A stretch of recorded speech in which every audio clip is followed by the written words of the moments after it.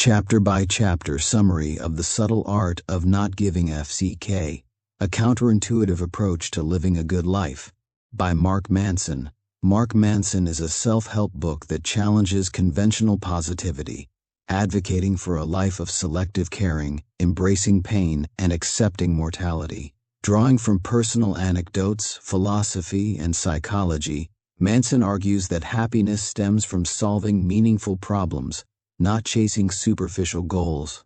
The book's 9 chapters guide readers to prioritize values, take responsibility, and find purpose in a chaotic world.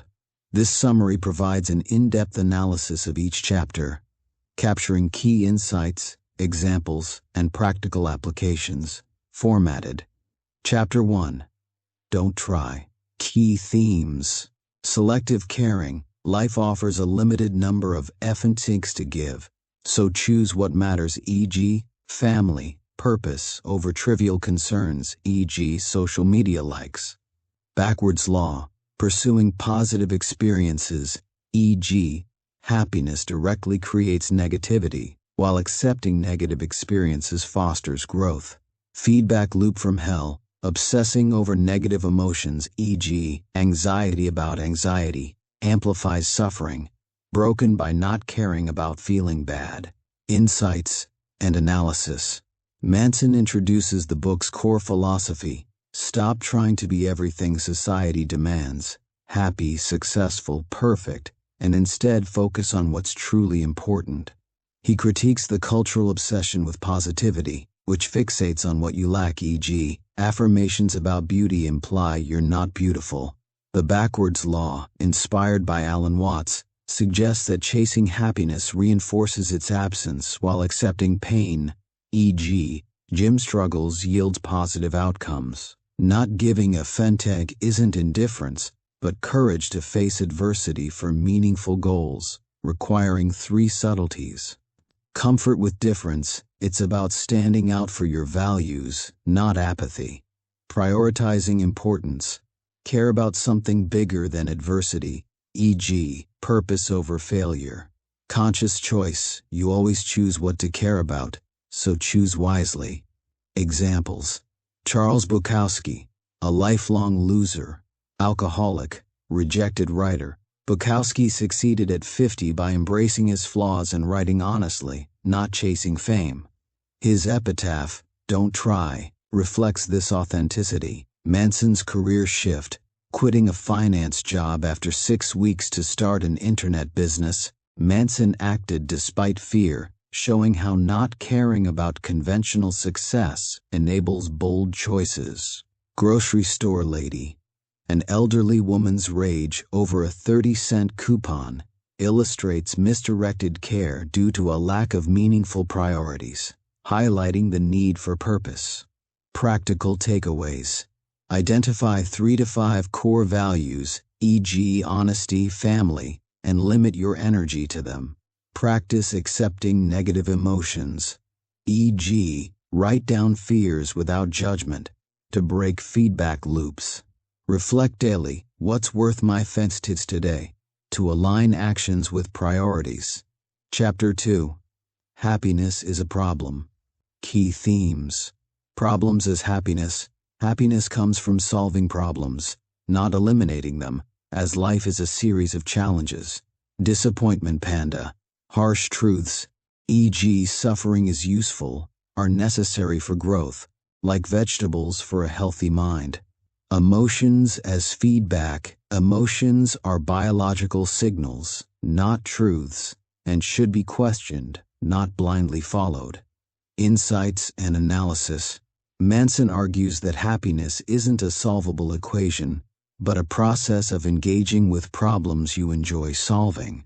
He introduces Disappointment Panda, a superhero delivering unpleasant truths, like suffering being evolutionarily useful to spur action, e.g., pain from a hot stove teaches avoidance. The hedonic treadmill explains why chasing happiness, e.g., new cars, promotions fails, as humans are wired for dissatisfaction to drive progress. Emotions, while useful, are overrated. Negative ones signal unresolved issues, but over-identifying with them, e.g., acting on impulse, leads to poor decisions. Denial or victimhood, avoiding problems or blaming others, creates misery, while solving problems fosters joy. Examples: Buddha's story. A prince shielded from suffering became miserable in luxury, then found enlightenment by accepting pain's inevitability, showing that purpose, not avoidance, brings meaning.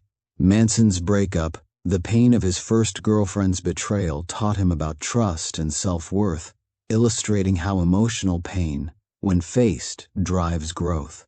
Stubbed toe. Physical pain signals boundaries, e.g., don't walk into tables, just as psychological pain, e.g., rejection, teaches life lessons, emphasizing pain's utility. Practical takeaways.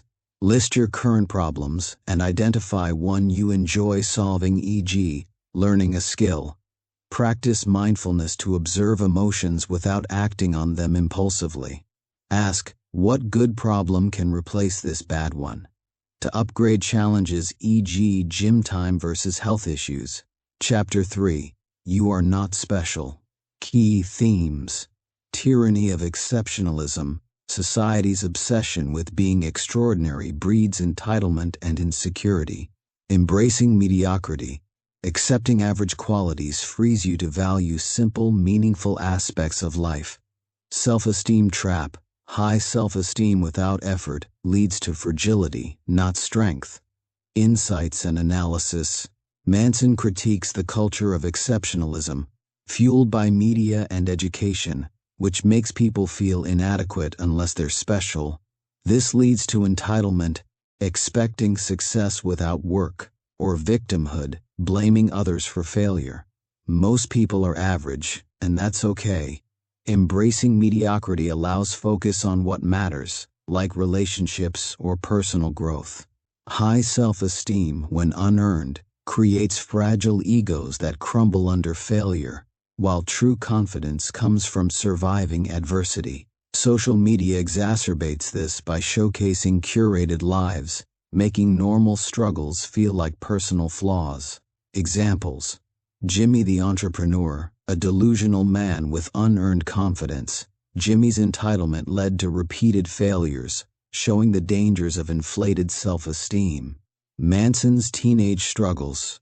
Expelled for drugs and facing family issues.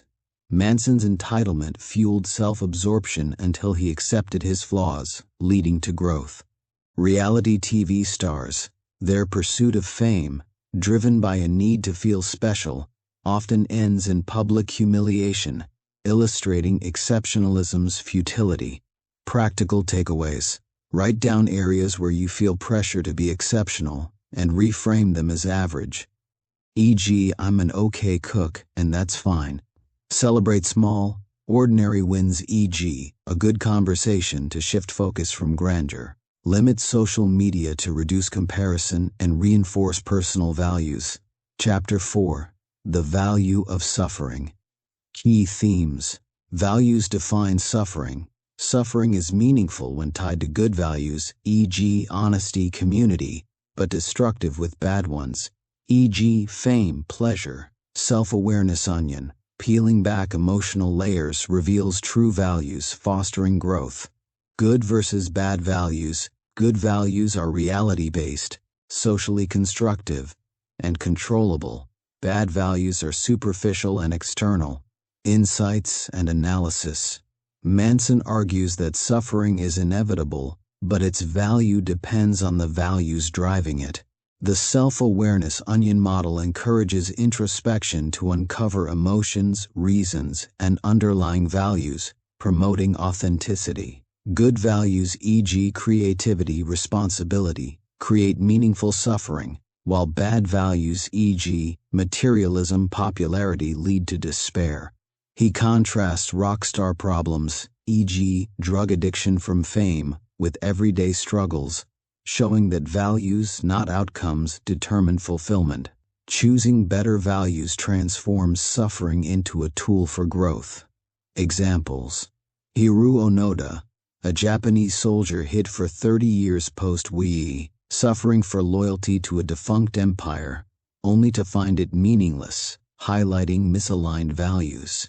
Dave Mustaine vs. Pete Best. Mustaine ex-Metallica suffered to outdo his former band, achieving success but not happiness, while Best ex-Beatles found joy in family, showing value choices impact. Manson's blogging, writing honestly about failures, driven by a value of authenticity, brought fulfillment, unlike chasing superficial metrics like page views. Practical takeaways. Journal through the self-awareness onion. Write an emotion, why you feel it, and what value it reflects. List your top values, and check if they're good, e.g., controllable, constructive. Reframe suffering. What value does this pain serve? To find purpose in challenges. Chapter 5. You are always choosing. Key themes. Responsibility versus fault. You're responsible for your experiences, even if not at fault. Empowering change. Choice is constant.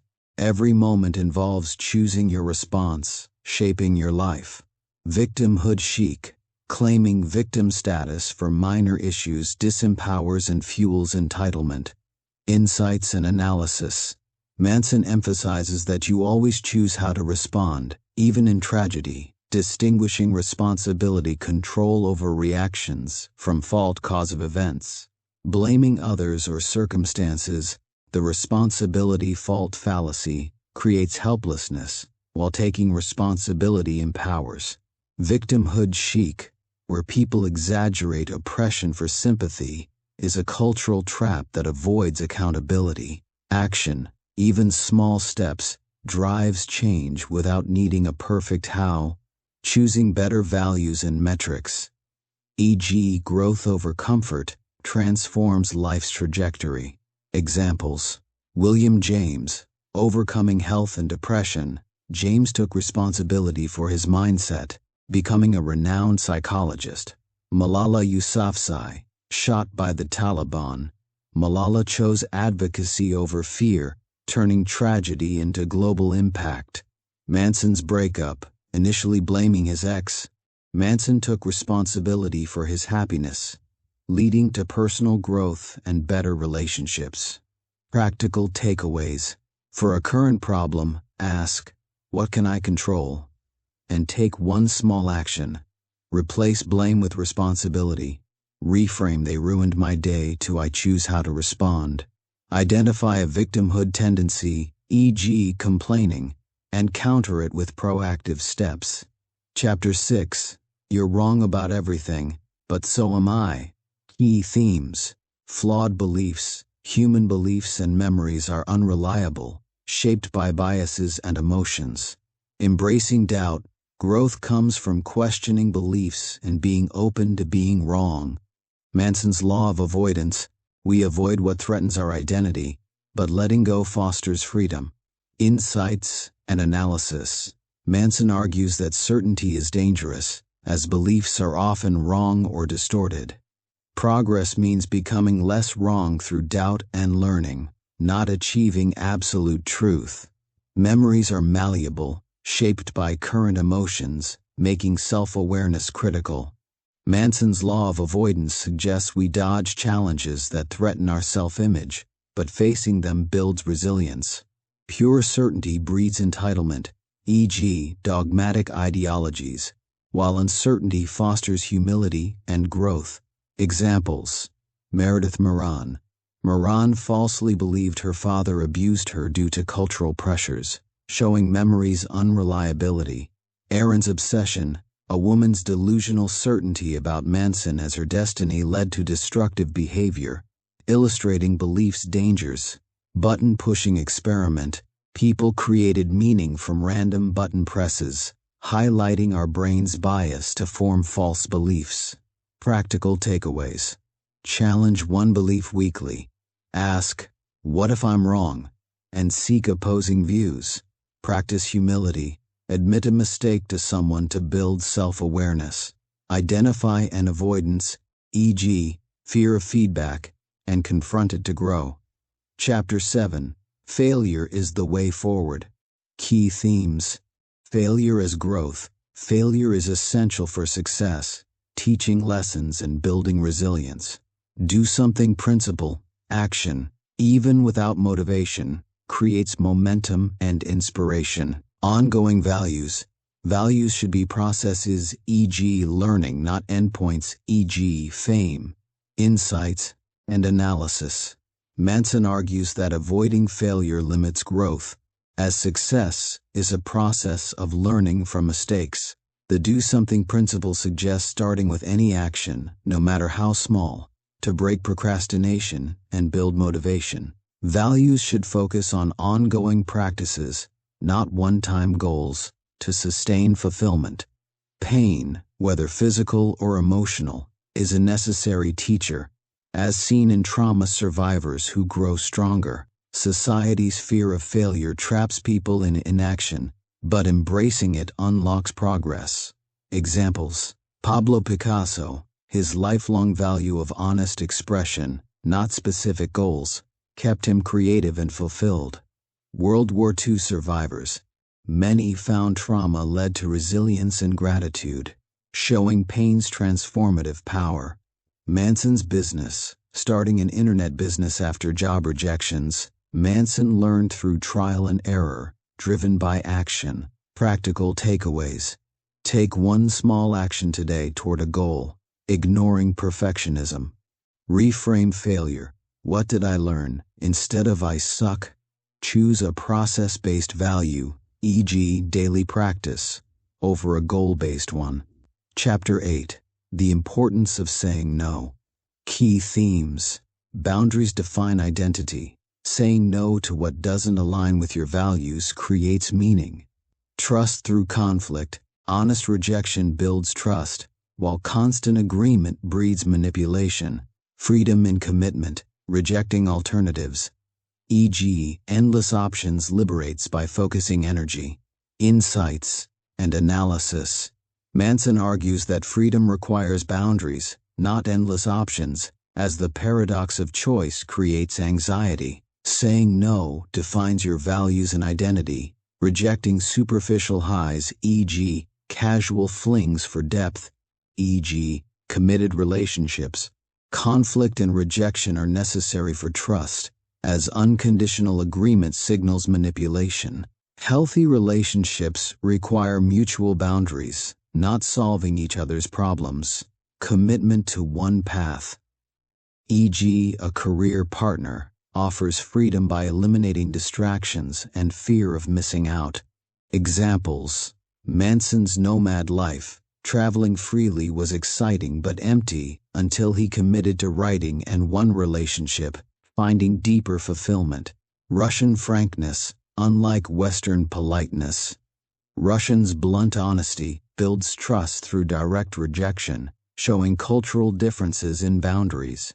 Manson's marriage, honest feedback with his wife, even if painful, fosters trust, contrasting with manipulative yes-men relationships. Practical takeaways. Practice saying no to one non-essential request this week to reinforce values. Set a relationship boundary, e.g., no work talk at dinner, and communicate it clearly. Commit to one goal or person, rejecting alternatives, to reduce decision fatigue. Chapter 9.